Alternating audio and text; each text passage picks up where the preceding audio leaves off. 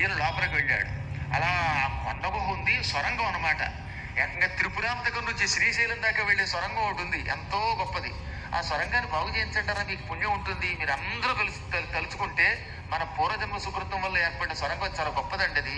ఆ సొరంగాన్ని దర్శనం చేసుకుని అందులో ప్రయాణం చేస్తే మాత్రం గ్యారంటీగా కాశీలో మరణించే యోగం వస్తుంది. అది కాశీఖండం చెబుతున్నది.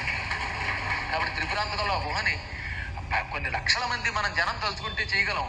లక్షలాది మంది మీరు తలుచుకుని ఉత్తరాలు రాస్తే ఎంతసేపు గౌతమ బుద్ధుడు ఒకటే అనుకుంటారు. ఈ గౌతమ బుద్ధుడు కదా, అసలు బుద్ధుడిని వదిలిపెట్టేశారు, మన శివుణ్ణి వదిలిపెట్టారు, విష్ణువుని విడిచిపెట్టారు.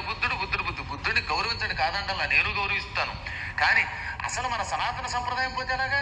శ్రీశైలం దాకా త్రిపురాంతకం నుంచి ఒక అపూర్వమైన మార్గం ఆ సొరంగంలో ఉంది, మూసేసి కూర్చున్నాం.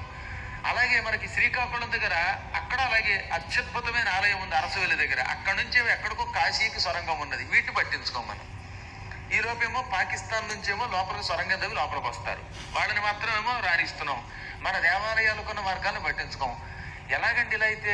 మన ఆర్ష సంప్రదాయాన్ని మనందరం కలిసి ఏదో రకంగా చేయాలి. నా ఒక్కడి వల్ల అవ్వదు, కానీ మీరందరూ తలుచుకుంటే ఏదైనా చేయగలరు.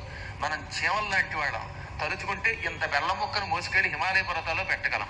కాబట్టి మీరందరూ కూడా మనస్ఫూర్తిగా రేపటి నుంచి ఉత్తరాలు రాయండి. మా గురువు గారు చెప్పారు అని కింద పద్మాకర్ గారి ఆజ్ఞ ప్రకారం అని రాయండి, పర్వాలేదు. ఏమన్నా అనుకుంటే నన్ను అనుకుంటారు, మీకు వచ్చే నష్టం లేదు. ఆ సొరంగ మార్గం మాత్రం నేను బతుకుంటుగా తెరిపించండి.